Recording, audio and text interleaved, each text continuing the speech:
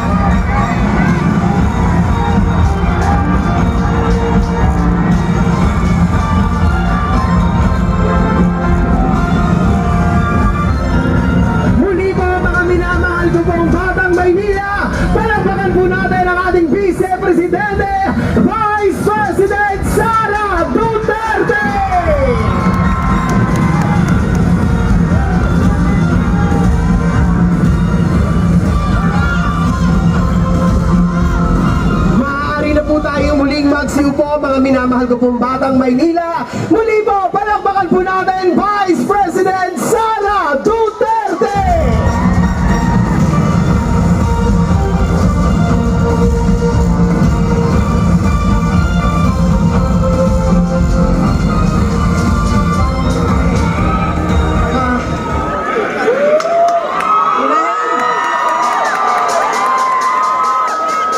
Assalamualaikum warahmatullahi wabarakatuh.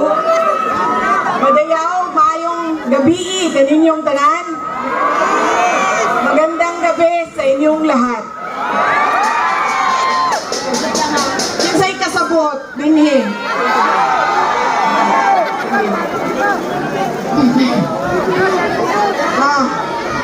Unahin ko po muna ang aking mga pagpapasalamat. Una po, ang pagpapasalamat natin sa ating pinakamamahal na mayor ng siyudad ng Maynila, Isko Moreno Dumagoso.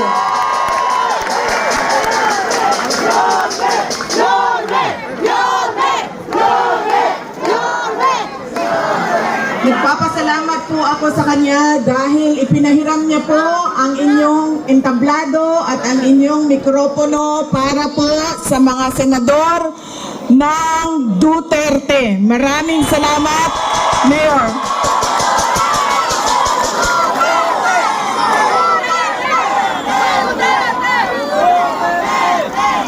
Ang sunod na pagpapasalamat ko ay sa inyong lahat, mga kababayan namin dito sa Maynila.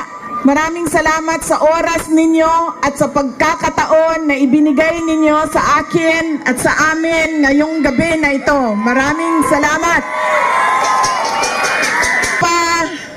wala pa na ni hapon, hindi pa na naghapunan. Marami sa inyo ang hindi pa naghapunan, hindi pa nakaluto, at kanina pa dito, mainit, pero nandito kayo para sa amin at para sa bayan. Maraming salamat sa inyong lahat. Ang susunod ko pong pagpapasalamat, mahal ko kayo, ma'am. Mahalin din natin patuloy ang ating mahal na inang bayan, ang Pilipinas. Mas gihigong mata ka! I love you too. Sisterly love na ito, sis. Mahal ko kayo. Kaya ako nandito ngayon. Ang susunod po na pagpapasalamat ay mula po sa pamilya namin. Nagpapasalamat po kami sa pagmamahal at suporta na ipinapakita nyo kay dating Pangulong Rodrigo Duterte. Maraming salamat po.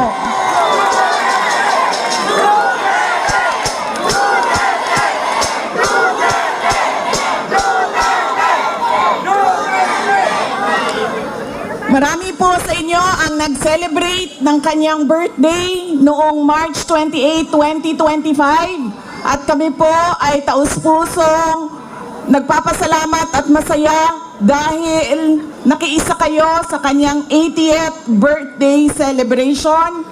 Dahil hindi po lahat tayo ay mabibigyan ng pagkakataon na umabot ng 80 years old. Kaya maraming salamat at sinelebrate nyo ang kanyang 80 years. Ang susunod na pagpasalamat ay mula po sa akin. Maraming salamat sa inyong suporta, sa inyong kampanya at sa inyong boto para sa akin noong halalan ng 2022. Maraming salamat sa suporta ninyo.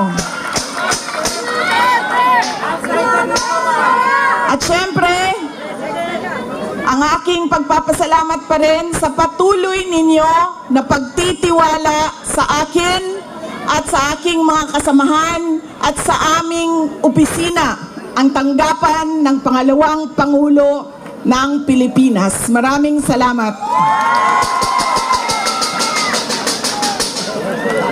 Ang amin pong pamilya ay merong malaking utang na loob sa inyong lahat, mga kababayan namin, sa pagkakataon na inyong ibinibigay sa amin na makapaglingkod sa ating bayan. Dako kaayo ang amo ang utang nga kabubuton kaninyong tanan, mga kaigsuunan namo. I love you guys! Sa higayon nga gihatag ninyo kanamo nga makaserbisyo sa ato ang nasod. Daghan kayong salamat. Salamat po tayo! Ang susunod po ay mangangampanya po ako sa inyong lahat. Sandali lang. Tanggalin ko lang po yung seal ng aking opisina. Palitan natin ng seal ng Office of the President.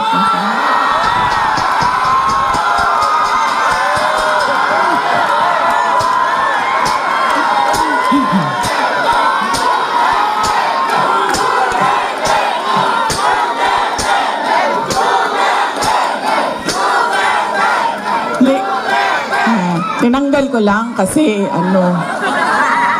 iba kasi yung opisina, iba din yung pangangampanya. Pero kung sa Pangulo lang, pumili na lang kayo.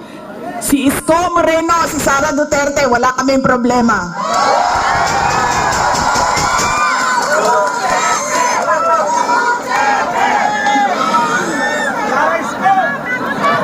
Isko kami!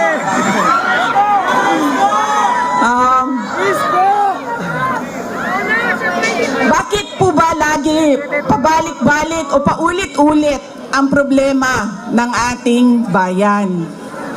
Dahil po, paulit-ulit din yung ugali natin sa pagpili ng ating mga leader. Kung sino yung binoboto natin. Ngayong darating na halalan, marami ang nagtatanong, ano bang pwede naming gawin? Wala namang kaming pera, wala kaming makinarya, ordinaryong tao lang kami na nakatira sa gilid ng daan kung saang subdivision. Pero gusto namin na merong makitang pagbabago sa nangyayari at para sa ating bayan. Una po, ang ugali natin sa pagpili ng ating mga kandidato ay kung sino yung naaalala natin. Sino yung magaling kumanta, sino yung magaling sumayaw, sino yung magaling magpatawa. Wala niya nakarecord yun, hindi. Yaan nang lagi nating naaalala kapag tayo ay boboto na. Hindi na natin tinatanong, ano ba ang pangako niya noon na siya ay tumatakbo? Tinupad ba niya ang pangako niya? Ayaw na rin. Diba? Dapat tinatanong natin ang sarili natin, ano bang nagawa ng tao na ito? Nangako siya, sorry ma'am,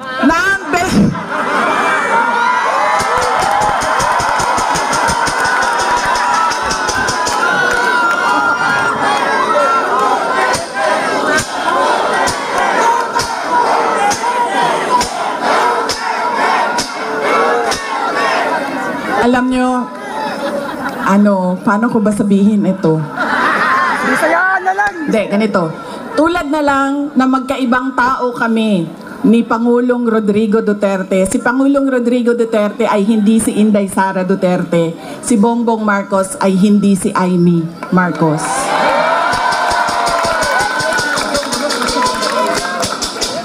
Paliwanag. Ito, hindi na ako nang paalam sa'yo. Sasabihin ko na, nga naman, sige manig. Tanggalin na lang natin itong, okay lang sa'yo?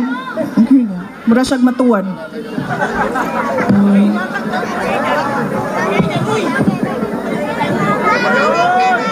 Ganyan na lang.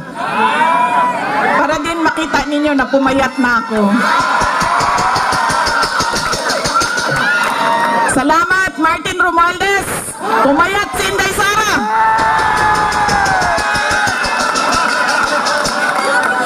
Uy, kadjud lang ba? Ano, seryoso, seryoso. Mahal ko kayo, ma'am. Ito, hindi na ako nagpaalam kay Senator Amy ha, kasi hindi ko naman alam na nandito siya. Noong October 2023, pumunta ako sa kanya. Sabi ko sa kanya, pwede mo ba akong tulungan? Kailangan ko kausapin ang Pangulo. Kasi nakikita ko sa mga plano nila at nabasa ko sa mga plano nila, meron silang ipa-file na impeachment na kaso. So sinamahan niya ako. Ito yung araw bago umalis si dating Pangulong, si Pangulong Bongbong Marcos. Ito yung... Uy, hindi ko sinadya yun. Hindi ko sinadya yun, ha? Pafaila na... Kayo eh! Kayo lahat, faila ng sedition. Okay, kayo dyan. May kaso na kayo bukas. Wait lang. So, ito yung araw na paalis siya, papuntang Amerika. Pumunta kami, sinamahan ako ni Senator Amy. Siya yung kumuha ng oras ng schedule para makausap ko si BBM. Noong nandun na kami, binanggit ko sa kanya ang impeachment. Pero hindi yung impeachment ang gusto kong marinig ninyo na kwento ngayong gabi na ito. Doon sa pag-uusap naming tatlo, kaming tatlo lang yun eh, pasensya na silang dalawa. Marites yung nandoon sa harap, nilang dalawa. Nag-uusap kaming tatlo, nabanggit ni BBM ang pag-amenda ng konstitusyon. At sinabi niya na Madami siya sinabi, pero ang gist ng sinabi niya ay, we will just amend. Kasi English man sila pag mag-istorya, no? So ako dito, anak, kuya nga ning inihang in English ay, we will just amend the economic provisions of the Constitution. Nakirinig ko at nakita ko talaga na sumagot si Senator Amy. Sabi niya, that is a dangerous thing. Sabi niya, if you open the Constitution to amendments, you do not just open it to economic provisions.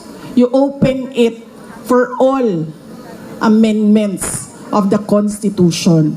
At nagsagutan na silang dalawa sa harap ko dahil sa ating Constitution. Kaya yan ang pruweba ko at proof ko sa inyo na magkaiba na tao. Ibang tao si BBM, ibang tao si Amy Marcos.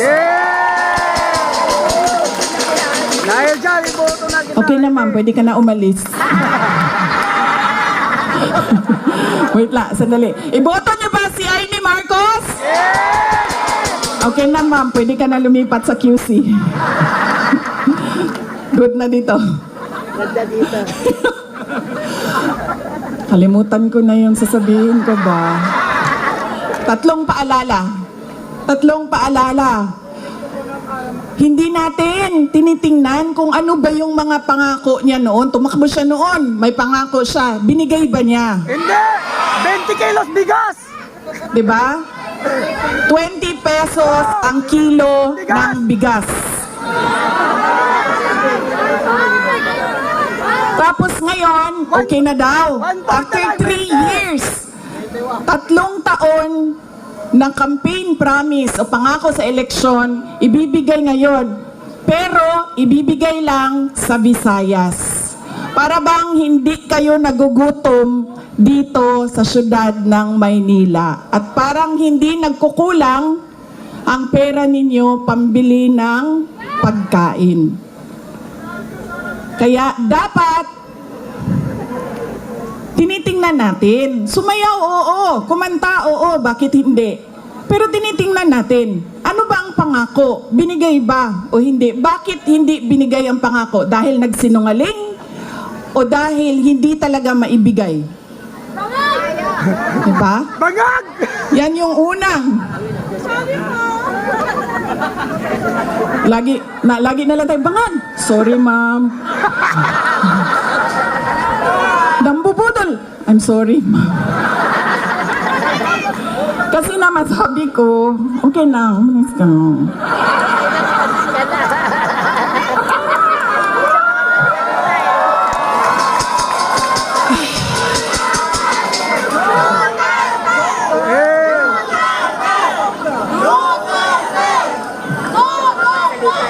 Alam nyo, yung bangag na yan, hindi totoo. Hindi naman ako kasi tumawa dahil tinawag siyang bangag. Andun ka din, di ba? Hindi ako, kasi sa Bisaya, ang bangag, di ba? Bangag, bangagan, bangag. Botas! Oo. Botas! So, pag sinabi mong bangag sa Bisaya, hindi siya adik. Unsa man sa to, akida. Diba? Boslot! Oo. So, hindi talaga ako natawanan, tinawag siyang bangag. Kasi sa Bisaya, ang bangag ay butas. At saka sa slang, ang bangag is yung private part ng babae. Diba? Bangagan. Hubag? Ang pinagtawanan ko, dahil ang rally na yon ay kontra sa pag-amyenda ng konstitusyon. Yun yung rally na yon. Tapos nagulat na lang kami na iba na yung napag-usapan doon sa rally. Pero balik tayo sa bangag, ma'am. Alam mo, hindi ito kasali talaga sa speech ko. Sinabi sa akin ng partner ng uncle ko na noong hindi pa siya Pangulo, nung senador pa lang siya, ay bumisita sila sa bahay at inalok talaga sila ng droga. Humindi yung sinabi na pangalan. Oh, talaga. Alam nyo, may malaki bang tulungan ang Maynila para sa atin lahat? Hindi nila tayo kakayanin ikulong, no? Baka matulad tayo kay President Duterte, nakulong na. Humindi yung partner noong uncle ko. Kinento nila yan sa akin. Ang buong akala ko naman, kasi matanda na, 'di ba? May edad na, natututo ka na sa kung anong mga mali na ginagawa ng kabataan mo, ay nagbabago yung tao. Hindi ko alam na yun na nga ang nangyari. Kaya balik tayo sa paalala, tingnan nyo muna.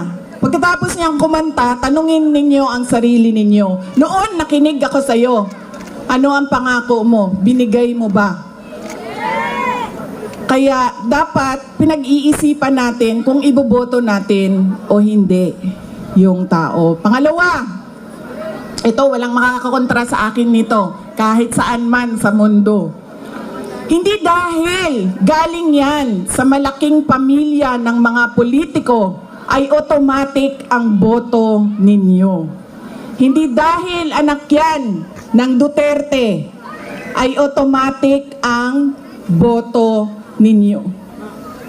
Dapat tinatanong nyo ang sarili ninyo, ano ba ang abilidad at kapasidad ng tao na ito na maglingkod para sa bayan.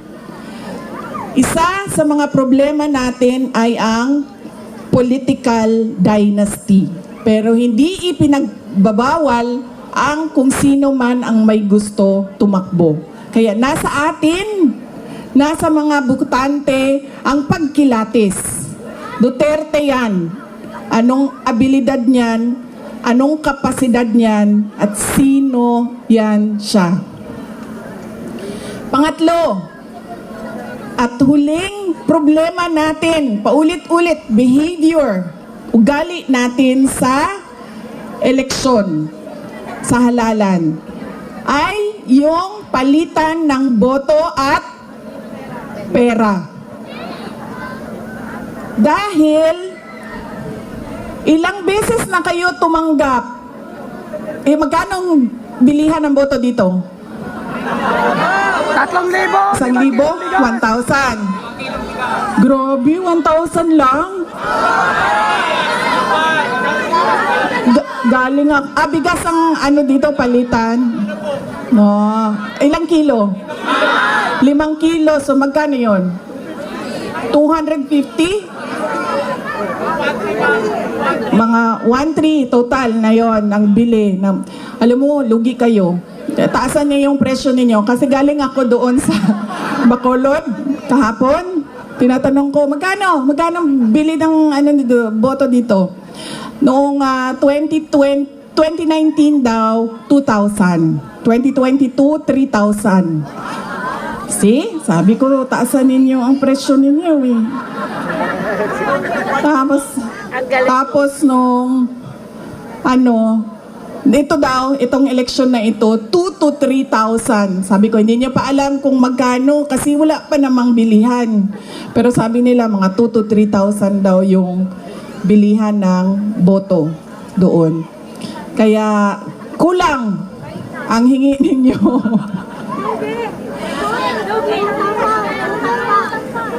1,300 ang natatanggap ninyo. O hindi pa lahat. Oh. Bakit 1,300? Ang akap, magkano ba akap? Di ba 5,000? Binibiyak! 3,000? Binibiyak! May kaltas pa yun. Di ba? One for you, one for me, one for you, one for me.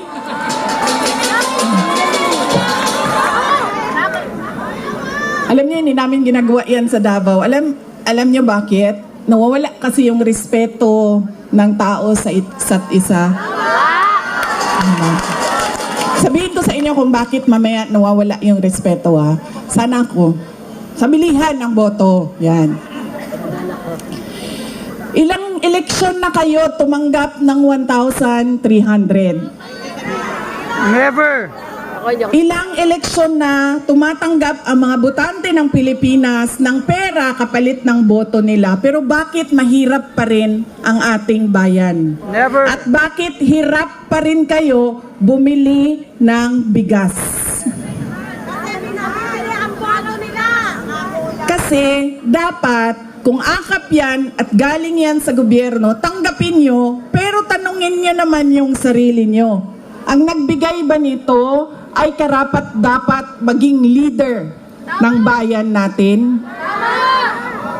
Dahil malamang ipusta ko yung isang paa ko, hindi niya pera yang binigay niya sa inyo. Pera yan ng bayan.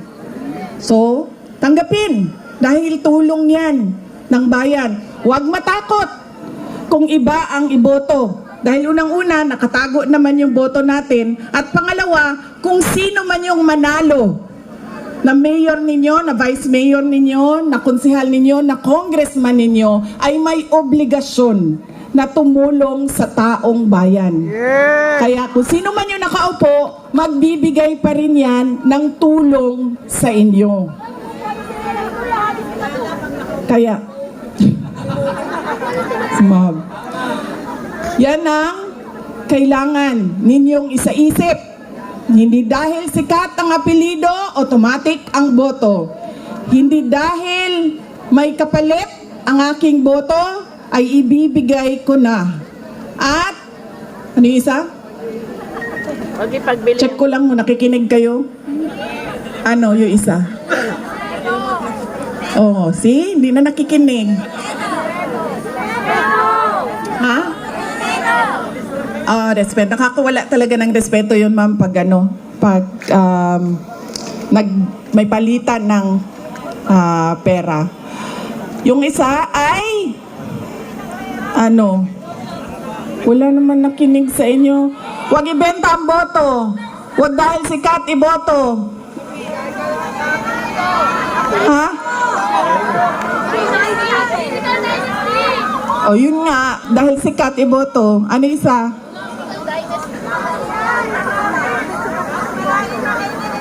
Oy, grabe. Ang dami-dami ninyo. Dalawa lang maalala ninyo. Anong wala pa?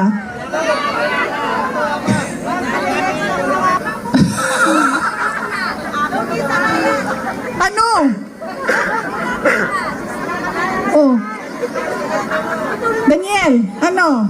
Oh. Ano yung isa? Check ko lang kung nakikinig ka.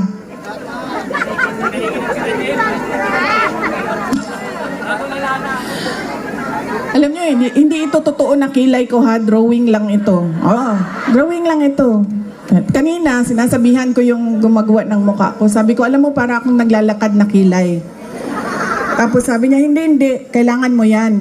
Kasi pupunta ka ng rally. Doon sa malayo, hindi ka makikita kung wala kang kilay. Sabi ko, ganun ba yon? Sabi niya, oo, kailangan may mata ka, may kilay ka, kasi hindi ka makikita. So yung mga walang makeup at walang kilay dyan, hindi po kayo nakikita. Hindi namin kayo nakikita. Hindi joke yan ha, totoo yan, nangyari yan doon kanina kasi ayaw ko yung kilay. Drawing lang kasi, di ba? Ano, wala?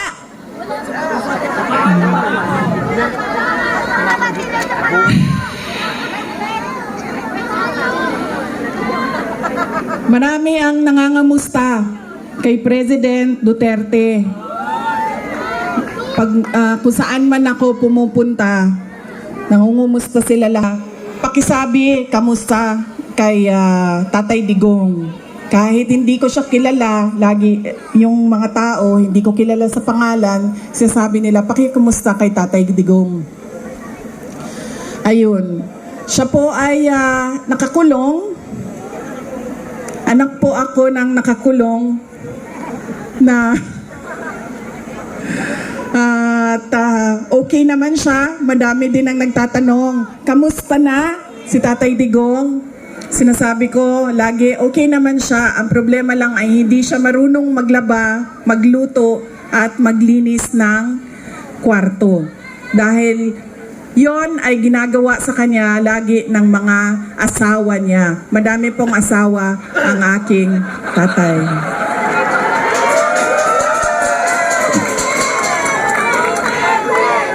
Nakita niyo yon si Kitty? Kitty, yung maganda ko na kapatid. Iba po yung nanay niya. Kasalukuyan po, dalawa yung girlfriend na nandoon nag-aantay na makalabas si Pangulong Rodrigo Duterte. Totoo yan.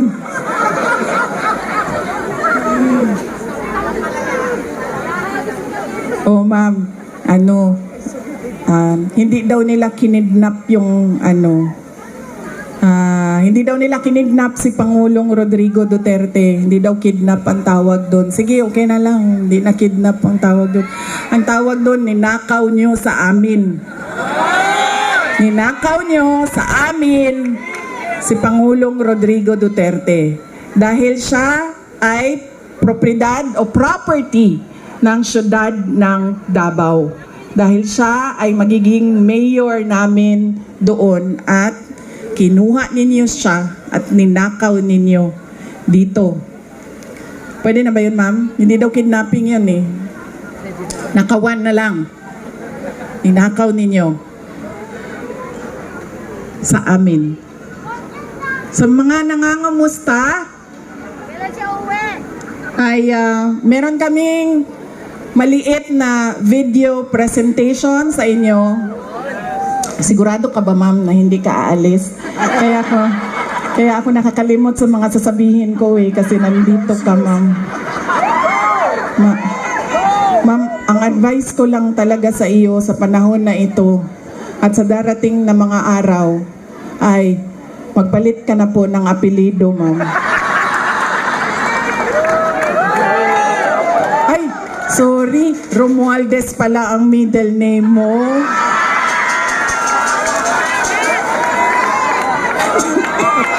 Mabait to. Sabi ko nga, matino na tao, si Senator Amy Marcos. Ready na? Ang AVP? Okay. Thank you. Poverty in the Philippines is at its highest in 21 years. Teacher says she often complains about being hungry. Pagbabarili ng isang babae dahil umano sa onsehan sa droga. Pinagtataka hanggang sa mamatay ang natutulog na maglola. Ang bugbugin ng dalawang Just remember, no, ang bakit yung mga tao gumagamit ng drugs, remember, hindi sila addict na Agala, mga batang nagra-rugby, nagkalat sa gitna ng daan. Mga taong pinagbabaril habang bumili ng pagkain sa karinderya. Makalat sa social media ang bidyong ito ng pamamatay sa bahan. Going to school, they spend their days scavenging. Ng permanenteng trabaho ang suspect at gumagamit pa umano ng droga. Good luck sa atin lahat. Sa halip na tutukan ang kumakalam na sikmura ng mga Pilipino. Krimen, droga at korupsyon. Mas inuna ang sariling interes at kasakiman sa kapangyarihan. Itinapong palabas ng bansa ang nag-iisang Pangulo na siyang tunay na nagbahas sa bayan.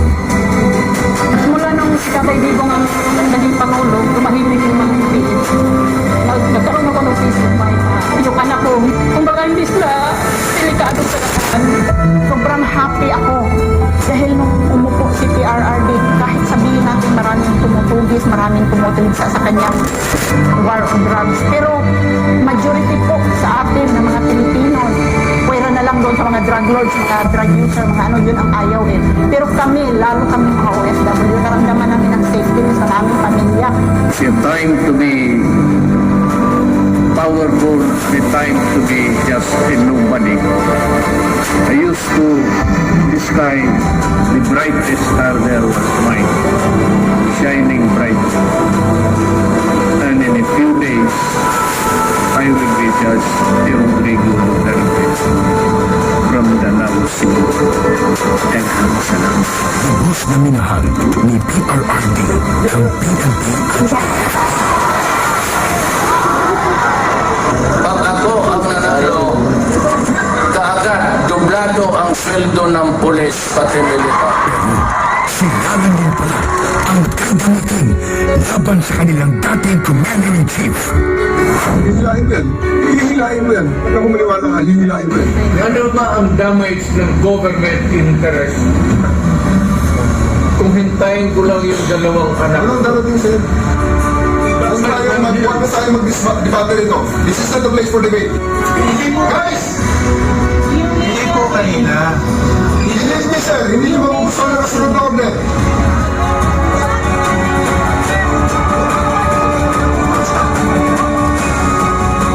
Napilitan sa serbisyo ang iba dahil sa order na isang bagag na namumuno sa kanila.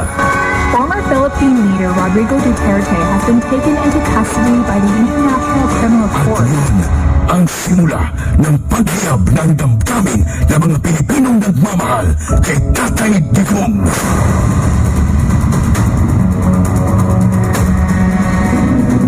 Lumiyab ang sambayanang Pilipino. Bring PRRD home.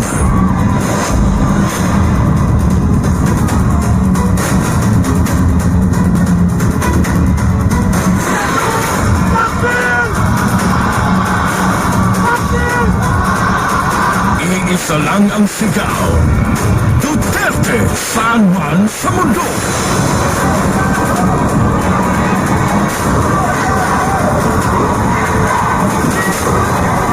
Nagagalit ang taong bayan dahil ramdam ng lahat na walang nagawa ang administrasyong ito. Bayan ang asikasuhin, hindi sariling mithiin.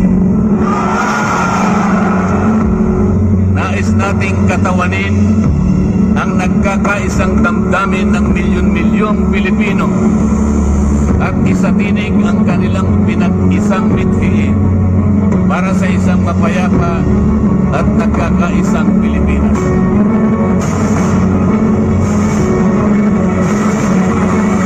Hindi pa tapos ang pagliyam ng mga puso natin dahil nagpapatuloy pa din ang kasamaan habang nalulugmok na ang inang bayan. Gitawat ni Marcos ang atong gold reserves. Sa pagpapatuloy ng oral arguments sa 89.9 billion peso transfer ng pondo ng Philippine Health Insurance Corporation sa National Treasury. Muling binisisi ng mga maestrado ang paggamit ng ahensya sa pera mula sa mga kontribusyon ng mga miyembro nito. Aminado ang DOLE at DSWD na walang listahan para sa mga benepisyaryo ng ayuda sa kapos ang Kita Program o AKAP. Sa tuloy na nagagamit na sa politika ang AKAP. Hindi lang pala 7-7, meron pang 30-30-30. Yung 30-30 naman, kung ikaw ang host ng sorting, you get 30 million, 90 million lahat yan. 30 million AIX or ATA, 30 million na MAIT, and 30 million na tupad. Sa kanyang 15 taong karanasan bilang kongresista, ngayon daw nakakita si Davao City Representative Isidro Ungab ng ganitong sistema sa Bicameral Conference Committee. Ang tinutukoy niya ay ang mga blankong line items sa Bican Report ng 2025 National Budget na anyay lamag sa batas. Partikular dito ay ang missing budget amount sa Department of Agriculture at ang program funds na anyay bilyon sa halaga. Good luck sa atin lahat. Opportunity with each of Na-promote pa na ang mga instrumento ng pangungidap kay PRRD. Police Brigadier General G. Fajardo and family. The Chief of the PNP and his family to join the President for a photo opportunity. Walang titigil para sa bayan. Maybe when I say my farewell, if I get to live in the last day of my term, I'd like to say something and maybe I'll cry. Gusto kong umiyak dahil hindi ko maanong taong binigay nila ng pagmamahal sa akin. Totoo lang. can save the Philippines. Act now. Vote Duterte.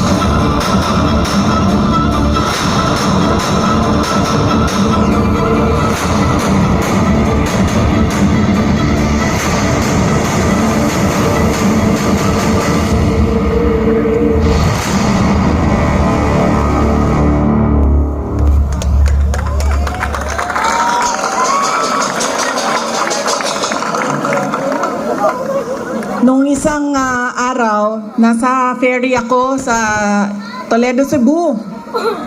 Patawid kami papuntang San Carlos City sa Negros Occidental.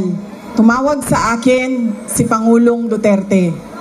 Sabi niya sa akin, idiretso ko na daw na sabihin sa inyong lahat na siya ay nakikiusap na iboto ang 10 kandidato ng Duterte.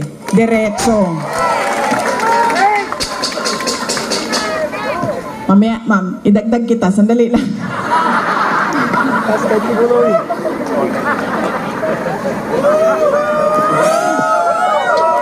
Grabe, ang awkward talaga. Grabe. Hindi ikaw ang pinapahirapan ko, ha. Ikaw ang nagpapahirap sa akin ngayong gabi na ito. Nahihirapan ako kasi alam mo, magkaibigan tayo. Alam ko kung gaano katino at gaano katalino mo. Kaya...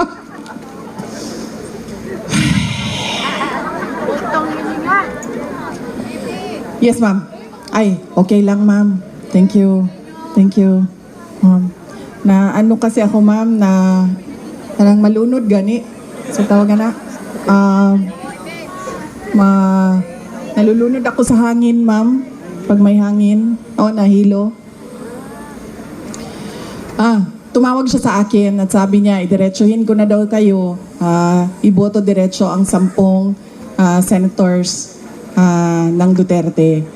Si Senator Bato de la Rosa, Senator Bongo, Senator Jimmy Bondoc, Senator Vic Rodriguez, Senator J.V. Hinlo, Senator Raul Lambino, Senator Philip Salvador, Senator Rodante Marcoleta, Senator Pastor Kibuloy, at Senator Richard Mata. 10 yun, no? Yes, okay. Sorry. Bakit kailangan natin diretso 10 ang iboto? At hindi lumihis doon sa sample ballot ng 10 na senador ng Duterte. Dahil kailangan marami o mataas ang boto para hindi mahabol ng dayaan. Kailangan malayo at malaki ang boto ng isang senador para hindi siya mahabol nung dagdag bawas sa dulo ng ranking. Kaya kailangan diretso 10 Duterte. At ang susunod na rason ay noong ako ay tumakbo noong 2022. Ang plataforma namin ay pagkakaisa at pagtutuloy ng nasimulan ni Pangulong Duterte. Pagtutuloy ng pagbabago. Unity at continuity. Hindi nangyari ang unity at continuity. Ang nangyari ay puro na lang benggahan sa politika. At wala nang nangyari sa bayan. Puro na lang bigay ng pera na hindi naman nakikita kung totoo ba talaga na yung buong budget ay ibinigay sa mga kababayan natin. Dahil minsan sinasabi ninyo 3,000, minsan 1,000. So hindi natin alam dahil walang listahan ang pagbigay ng pera. Bakit kailangan diretso ang boto sa 10 senador?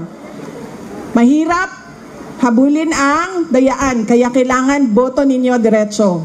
At kailangan ng continuity at unity. Dahil silang 10 ay naiintindihan nila kung ano ang pagtutuloy sa nasimulan ni Pangulong Rodrigo Duterte. Tayo ay may karapatan na bumoto ng 12 senador. 10 lang ang senador ng Duterte. Kaya nandito si Senator Amy Marcos na humihingi ng tulong ninyo para siya ay maibalik sa Senado at maituloy niya ang pag-imbestiga ng pagnanakaw kay dating Pangulong Rodrigo Duterte. At pangako niya ay tutulong din siya sa pag-ransom o pagkuha balik at ibalik dito sa ating bayan si Pangulong Rodrigo Duterte. Huwag ka mag-alala, ako naman nangako niyan, hindi ikaw. So kung hindi siya mabalik, hindi mo kasalanan. Pero nagsabi siya, tutulong siya. Dahil naiintindihan niya na mali ang ginawa at naiintindihan niya na walang direksyon ang ating gobyerno sa ngayon. Kaya, andito siya para sa inyong lahat at para iboto ninyo balik sa Senado. Senator Amy Marcos.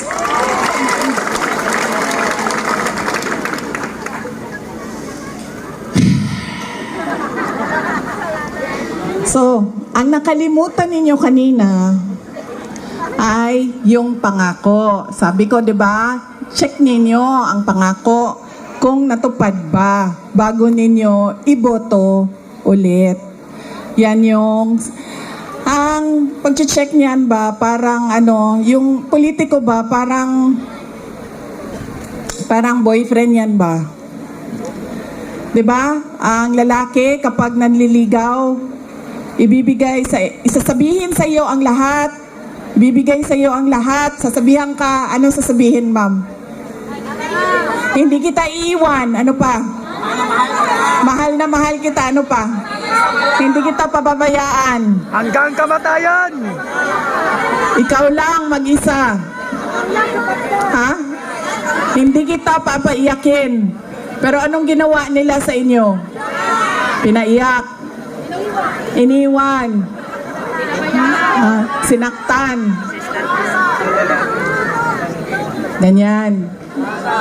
Ganyan ang isipin ninyo, pagpili ninyo ng mga kandidato ngayon. Ang pangako, 20 pesos ang kilo ng bigas. Ngayon na 1/4 na lang! Na hanggang ngayon,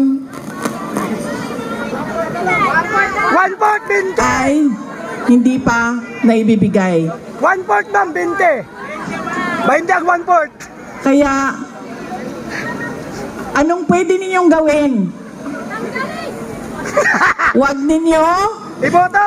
ma'am, alam mo, tayong dalawa talaga makukulong dyan sa tanggalin mo. Huwag ninyo iboto ang mga kandidato niya. Dahil ang mga kandidato niya ay nagsasabi sa kanya na okay lang na magsinungaling ka. Okay lang na hindi mo tuparin ang pangako mo sa mga tao. Huwag ninyo iboto ang mga kandidato Nino? Mangag! Yan siya! Na nangako ng 20 kilo bigas! na hindi. So, sino ang mga, alam nyo, nagtataka ako sa inyo, ha? Yung congressman ninyo dito,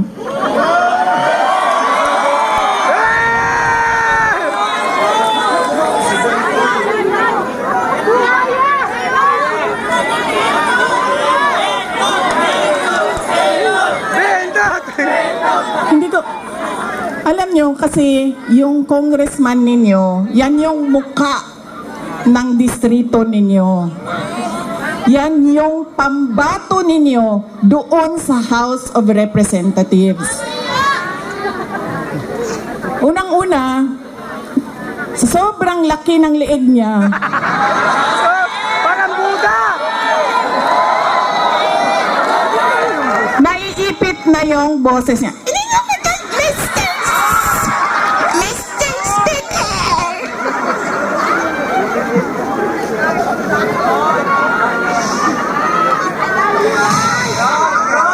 Pangalawa, sabi ko dapat magaling, di ba? Yung congressman na pinili ninyo, simbak ko yung mga taga second district sa Kuan. Uy! Wala babae! Tara, puntahan natin sa tennis court! Inakusahan niya ako ng lahat. Inakusahan niya ako ng lahat na, pero wala man lang siyang isang ebidensya na sinabi na ito ang nagpapatotoo na buisit talaga yung babaeng Inday Sara na yan. Wala. Kaya pag bumili kayo ng muka ng distrito ninyo, saan na yung congressman ninyo?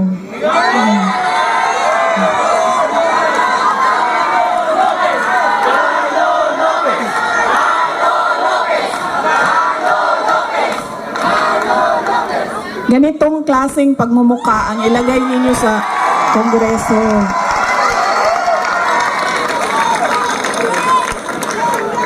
At ganitong klaseng kapasidad. Hindi ko alam, ano bang nangyari noong 2022 at yan ang binoto ninyo? Ikwento nyo nga sa akin. Ikwento nyo sa akin.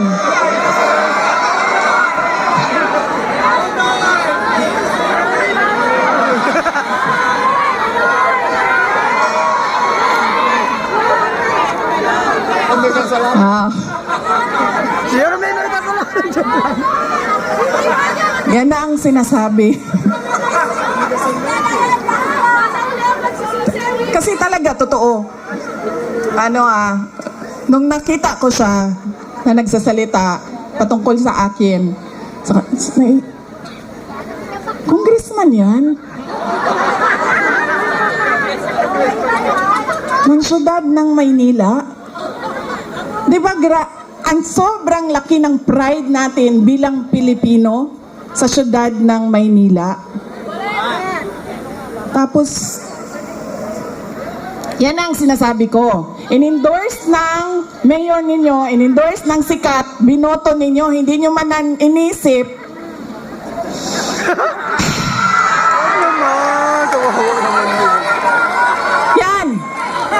Yan ang sinasabi ko sa inyo. Kasi ang ugali natin, in-endorse ng sikat, sikat ang apelido, kinabuto ko na ito. Sumayaw, kumanta, napatawa ako. Bahala na yung pangako mo, hindi natutupad, okay ka na. Yan ang kita niyo, nasaan na yung bansa natin ngayon? Nasa kangkungan na tayo. Ay, sorry, in-endorse ko din pala si BBM. Humingi-hingi ako ng patawad.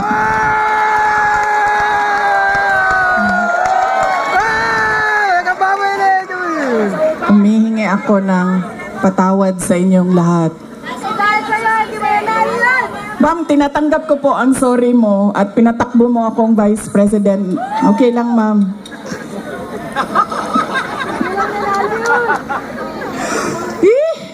Ano saman, manguli na ta, uy. Dali naman mo, oy! Di pa mo manguli? Gotham na biya! Ang sada. Kaya nga tinanggal ko yung seal ko dito kanina kasi alam ko na kung anong mangyayari sa kampanya na ito. Alam ko na po kung anong mangyayari sa kampanya na ito ngayong gabi. Wala pa.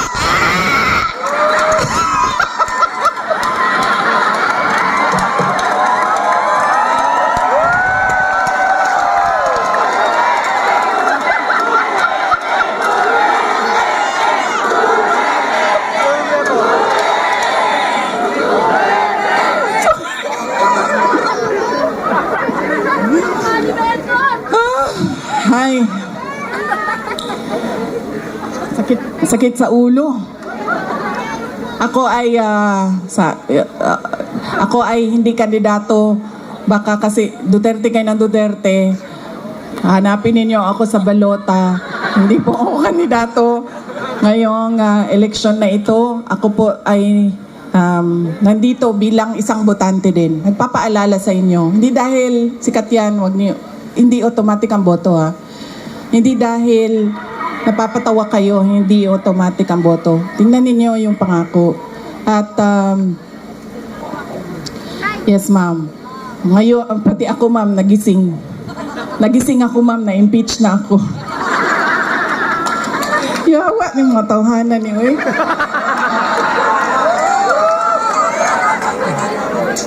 Asira ng ano. Ma'am.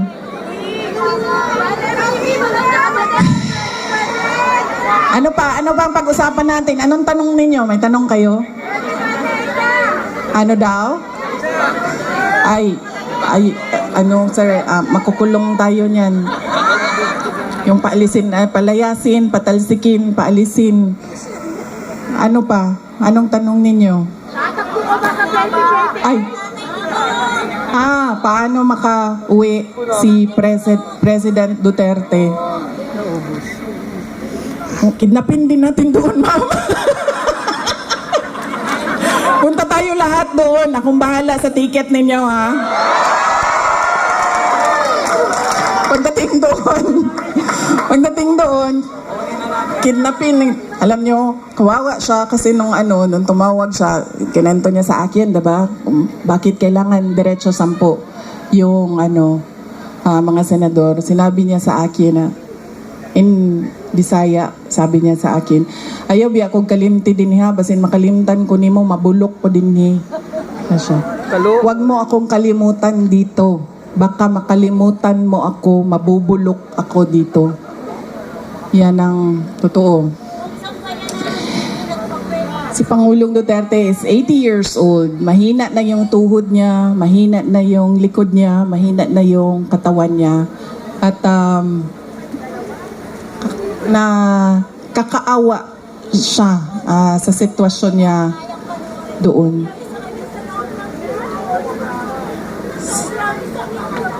Sabi ko sa kanya, matuto ka na lang magluto ng itlog, mabilis lang yan.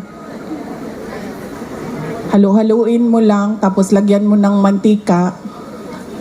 Okay na asin. Sorry, hindi pala ako marunong magluto. Asin. Sorry ma'am. Asin, ano pang ilagay ma'am?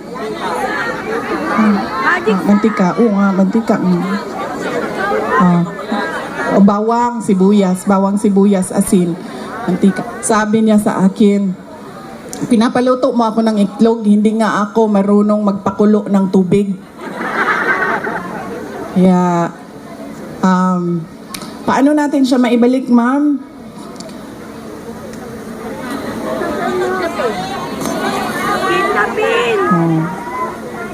Ituloy lang natin yung kanyang nasimulan na pagbabago.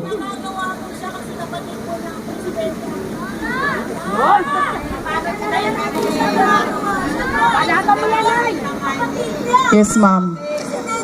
Kapatid niya ang presidente ng Pilipinas. Ang problema nito, ma'am, nagsabi na ang kapatid niya na hindi daw niya kapatid ito, ma'am. Itinakwil na po ito ng kapatid niya, ma'am. Nakakaawa din. Madami ang nakakaawa ngayong panahon na ito. Hindi lang si President Duterte, hindi lang si Senator Amy Marcos, mga tao na nagugutom, mga tao na biktima ng kriminalidad, mga tao na walang oportunidad sa trabaho. Alam niyo ba kung gaano kadami ang ating mga kababayan na nagpupumilit pumunta sa abroad para magtrabaho? Libo-libo araw-araw. Dahil wala tayong nakikita na oportunidad dito sa ating bayan. Kaya ano ang magagawa natin? Ang magagawa natin ay iboto. Ang mga senador ng Duterte at huwag niyong kalimutan ko, hindi, babalik talaga ako dito. Diyan. Huwag niyong kalimutan iboto si Carla Lopez, ang ating congressman. Sir, pag in-impeach mo pa ako pangalawang beses, sir, hindi ko na malampasan ko yung isang impeachment, yung susunod na impeachment, siya din yung pipirma. Ginoo ko. Sa District 1, si Ernix, pumirma. Kaya, ulitin ko po yung pagpapasalamat ko sa inyong lahat, sa oras ninyo, sa panahon ninyo, sa pakikinig ninyo, sa pasensya ninyo, sa pagmamahal ninyo, at sa inyong patuloy na pagtitiwala sa akin, sa dating Pangulong Rodrigo Duterte, at sa aming pamilya. At salamat po, Mayor Isko Moreno Dumagoso, sa pagpapahiram ng microphone, kuryente, LED wall at stage ngayong gabi na ito. Napakabait niyo po. Alam niyo ba, mahirap maghanap ng stage. Subukan mo ba? Mahirap maghanap ng stage ngayon ha. Kahapon doon ako sa Bacolod. Meron na akong rally. Sabi ko, rally. Oo nga eh. Dalawang bangko dapat, Mayor, kasi hindi ako kinakaya ng isa lang. Sabi nung kasama ko kahapon, ayan na yan, Chair, tumayo ko na lang dyan. Sabi ko, kulang yan, kumuha ka ng isa, hindi ako kaya ng, isa lang, dapat dalawang bangko. Dalawa na yung rally, okay na. Pumayag na, ganito, ganyan. Tapos nung gabi na, papunta na ako dun sa rally, sinabi sa akin, ay, hindi ka pwede sumampa sa stage namin. Dahil, dahil Duterte ka. Mahirap talaga maghanap ng stage ngayon.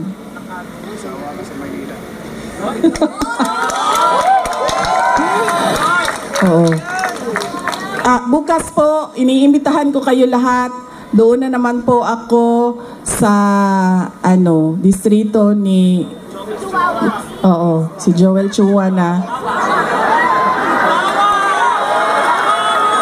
Sabi ni Joel Chua, sabi ko,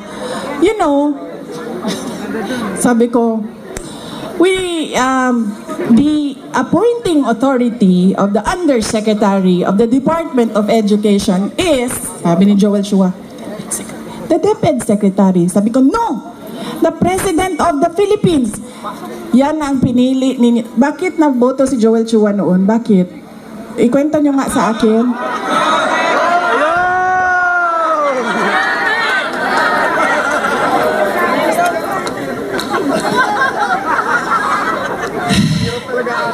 Saan kayo nakahanap ng abogado na hindi niya alam kung sino ang nag-a-appoint ng undersecretary ng isang departamento? Dito sa Maynila, mahanap niyo yan, si Joel Chua, doon sa distrito niya. Yan ang sinasabi ko. Dahil inendorso ng sikat at magaling na mayor, hindi niyo na inisip, tama ba na iboto ko itong tao na ito? Mukha yan ng distrito ninyo. Yan ang magsasalita para sa inyong lahat. Kaya siguraduhin ninyo maganda ang boses, may nalalaman, at may sinasabi ang inyong mga kandidato at mga leader. Dahil yan ay muna inyong garbo dinhi sa inyong distrito. Yan ang pride ng inyong distrito, ng inyong syudad. Mga kababayan, ang lahat ng ginagawa natin ay para sa Diyos, sa bayan, at sa bawat pamilyang Pilipino. Syukran.